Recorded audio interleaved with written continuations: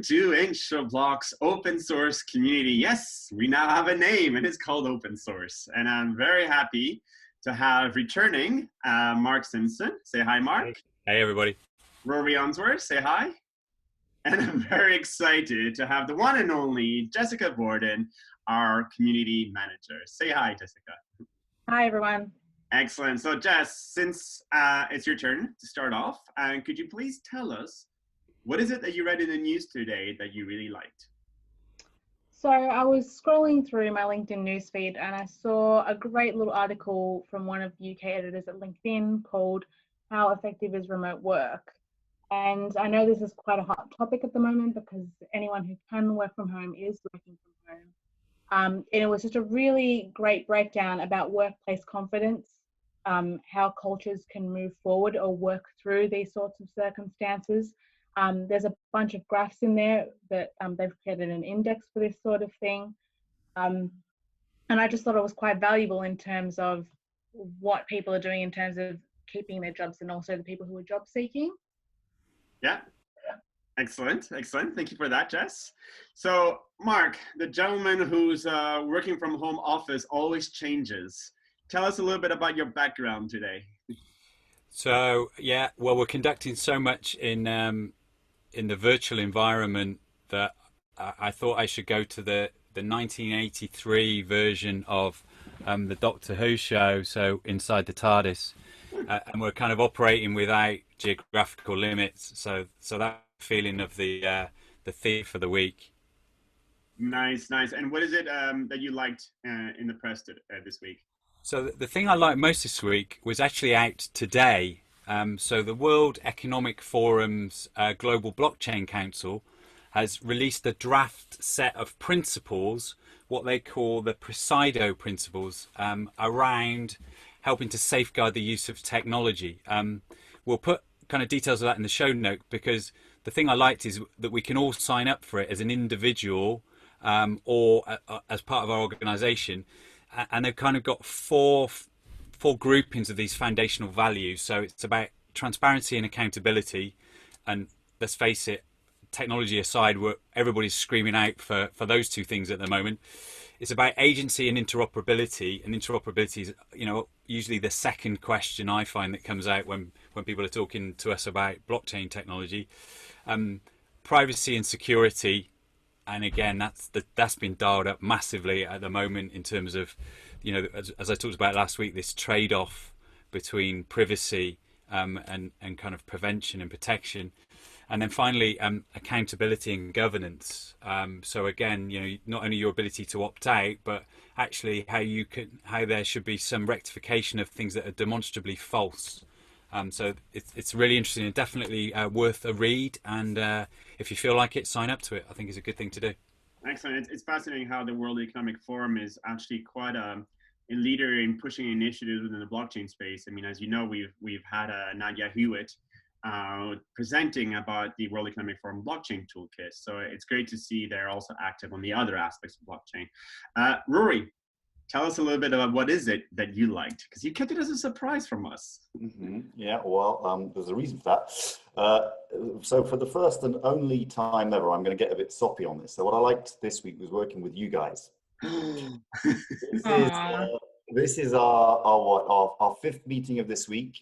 We've discussed a huge variety of topics, both relating to the community and to our work as consultants, and every time it's been fantastic. We're not quite completing each other's thoughts yet, but it's coming pretty close to that. All of you, the three of you, you build on ideas, you drive the 80-20 rule really well. You're very innovative and you really believe in this community. So I have the feeling that we're going to get things done and that it's going to be really meaningful and really fun. So make the most of this. I guess it won't ever come from me again. That deserves a round of applause. Thank you, Rory. And the same back, my friend, as well. Thank you. Straight back at you. Definitely. Brilliant. Well, the spotlight is back on you, Jess. Tell us, what made you wonder this week? So this week, Capgemini released their World Insurance Report for 2020. So the main sort of things that I got from this, or that were taken out, were that more consumers were adapting a millennial mindset and trusting their research and online reviews, which has then led into the fact that you are trusting yourselves and not having to necessarily go through agencies and brokers to buy your own insurance policy. So I'm the marketing manager for an insurtech myself. We're digital first, and we're seeing this shift firsthand because people don't need to have that middleman anymore. The report goes on into great detail. It has a great little spectrum that places the pioneers and the experimentals with the followers and the inquisitives on a scale that shows, well, both their shopping preference and their behavior. And it goes on to show, it plays in around with the fact that with this lockdown, we've been forced to, pretty much all of us have almost become digital. So we've sort of been backed into this corner of learning and adapting to the digital space in general. And as a result, not only are we trusting ourselves more, learning more, we also have the ability to now read those reviews, those social media reviews, the Trustpilot reviews, that are sort of strengthening our ability to go into a decision about buying insurance policies ourselves, for myself, for my small business, whoever I might be, without having to sort of cop the agency fees. It goes on, but there's a great bunch of content in there that made me go, ooh. Thank you very much for that, Jess. Mark, what made you wonder? Well, other than Jess has just made me wonder, because I'm thinking about that. That was really interesting. Mine has been about governance seems to be cropping up more and more of late.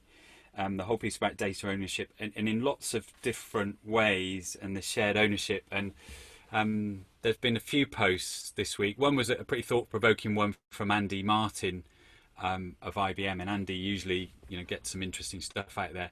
But it was also a guy called, and I'm going to pronounce his name incorrectly, called Tim Gisecki, and he actually talks a lot about our mindset of governance towards control and about hierarchical pieces in many facets of our life. And in fact, he said, when you ask people to name other governance models, they typically struggle. And I thought, yeah, I do as well. So there's, typically the kind of the board traditional model. And then there's also the piece that we've borrowed in technology a lot, the advisory board type piece. But actually, what other models will we move to? There's been lots of talk about distributed governance for the last 2 or 3 years, but we haven't seen it moving anywhere. And I wonder if it's going to change, because one of the key missing pieces I've noticed is the customer is often absent in any of these governance models to any degree. And if we translate that, it can also be the subject, so the data subject as we move towards that. So I'm wondering how that's going to change. Yeah, it's interesting because, who is the customer? For example, in enterprise blockchain consortiums, usually the customer is part of it, of the governance model. But, as, we had Andy Martin on our podcast, and I think he would agree that, the number one problem all blockchain projects face is around governance. It is a challenge to do, because it's all about human nature and having to let go of power and effectively being willing to cooperate with your competitors in a new way that wasn't possible so much before. Thank you for that. Rory. Well, actually, mine has a huge piece in common with what Mark just raised, and it's something that we raised in this community already around ethics. Governance and ethics having a lot in common, really. But what I've been wondering this week was hearing about Facebook's plans to enhance its integrity. Integrity, Facebook, the two go together. So what I heard was that Zuckerberg is creating what he tries to call a Supreme Court, because before his advisors told him that was a really bad name for it and a hostage to fortune. So anyway, it's an incredible sideshow and in a way quite cynical. He hired some high-profile intellectuals. I guess you'd call them sort of graying influencers. And he gets them to act as an oversight board for content decisions. And in doing so, he gets to pretend that on Facebook, he has control over content. So he brings them some graybeards, pretends they influence Facebook in some way, and then in return for, I guess, remuneration, they pretend that Facebook is really important to global social discourse. And he staves off regulation by saying, you know, we have this independent board looking at these topics, so really no need to regulate us. But when you look at, in some detail, at the constitutional rules of this body, you realize it doesn't have any real power. Yeah. The only power initially is to adjudicate where one person has complained their content has been unfairly removed. So, in other words, it's an ethics startup. And this is a trap, right? An ethics startup. If this ethics startup can convince its shareholder, Mark Zuckerberg, that it does its job in a way that advances his interests, he will give it more power and money and funds. Which, if it does its job properly, it never will, because it's not the purpose of ethical bodies to advance commercial interests. It's catch-22 there. So in exploring ethics, we also need to look at examples of what doesn't work. And here I think we've got quite a big one. So what's really wrong with it? I guess, well, it addresses the wrong issue for me. The real issue is with Facebook, I guess, is the shareholder structure, which is basically just Zuckerberg himself. And I'm English, and I recognize a feudal system when I see one. The second piece is, well, from a governance perspective, you're not allowed to police yourself. It's very basic. And if I'd been Zuckerberg and my intention had been to create friendship in the world or whatever, I would quite quickly, in the development of that, I've thought about sharing out the equity base with a mix of organizations who together could have worked to do that. And I don't know who, I mean, you know, take your pick, the Samaritans, health services, ecumenical bodies, I don't know, take your pick, but bodies who are focused on so good. It wouldn't have been as lucrative, but it would have been more aligned with the brand promise. But then, of course, you know, this is not, here's a really bad guy in the world at all. If you think about it, you know, I'm a lot older than he was when he was making his fortune. And I'm not as ambitious as he is, but the real decisions in that company were taken by a very, very young guy with a grand idea. And therein lies both, in my opinion, the beginning and the end of that company. I mean, it's doomed. Ethics needs to be handled by someone other than the entrepreneur, like effective national governance needs to be handled by someone other than a dictator. Yeah. The elephant in the room for me is there's a dictator. Sorry, for me, Facebook's so-called Supreme Court is just the King's Court. So I sound like an outraged person. I'm not. I'm just learning what works and what doesn't. And for me, here is a big lesson. So good old Facebook, a real pioneer. Interesting. I love how you present it, but it is a similar kind of challenge, you know, that a lot of, also to bring it back to the blockchain world, are facing. You know, R3 has got Corda, and they developed this independent body called the Corda Network, which actually does have teeth. You know, they do have an influence at how much, for example, R3 is allowed to charge licensing rights, you know, on Corda. So they do limit and control that. And another one is Hedera Hashgraph, another DLT solution. So we did actually a podcast with their CEO, Mans Harmon, about their governing body that is composed of different organizations. It's got Google, it's got IBM, and I think it's UCL, you know, which recently joined their governance board. And it is about having that diversity within a governance board, to balance, if you're in the powers or the owners of the IP or the revenue, to effective, you know, real change or real policy. So it's interesting.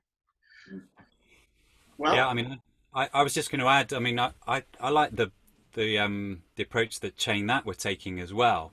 So they almost went one step further than R3 to say, hey, we think we need a governance model, but we don't want to tell you what sort of governance model there should be. You tell us what sort of governance model that you want to their community, and then try and enact something that represented that as well.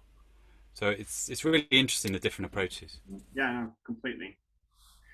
Well, I think this is time for this week's open source. I want to thank you all, you know, for joining in. I'm very excited that next week we got a special guest, a member of our community, who will be joining us. And if you want to be part of one of our shows, you know, please add a comment or send us a message, and we'd love to invite you to join us on the next one.